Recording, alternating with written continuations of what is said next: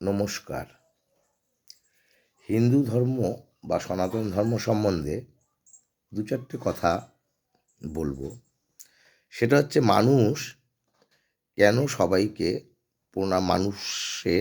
সবাইকে প্রণাম করা উচিত নয়।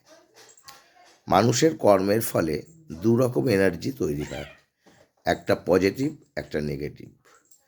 যারা অসাধু ব্যক্তি চুরি চামারি চিটিংবাজি করে তাদের মধ্যে নেগেটিভ এনার্জি থাকে, তৈরি হয়।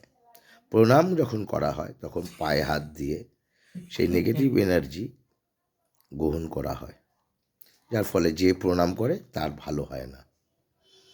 তাই গুরু, ভগবান এবং মা বাবা এই তিন ব্যক্তিকেই প্রণাম করা উচিত পায়ে হাত দিয়ে।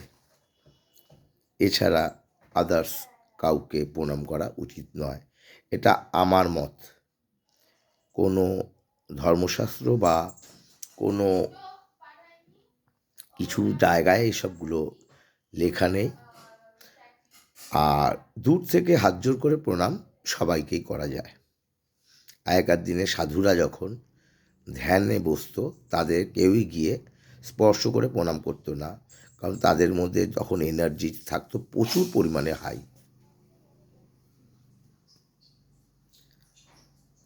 সকল সনাতনী ভাইদের কাছে এটাই অনুরোধ করব যে আমরা সবাই সনাতনী, কোনো আমাদের আলাদা বর্ণ নেই। কর্মের ভিত্তিতে বর্ণ থাকতে পারে, কিন্তু আমরা সবাই সনাতনী।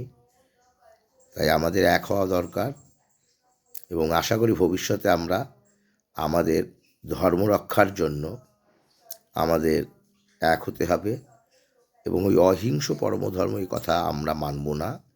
পরের লাইনটাই আমরা মানব যে ধর্মকে বাঁচাতে হিংসাটাই হচ্ছে শ্রেষ্ঠ। তাই শ্রীকৃষ্ণের হাতে বাঁশিটা দেখব না, তার সুদর্শনটাও দেখব। রাধে রাধে।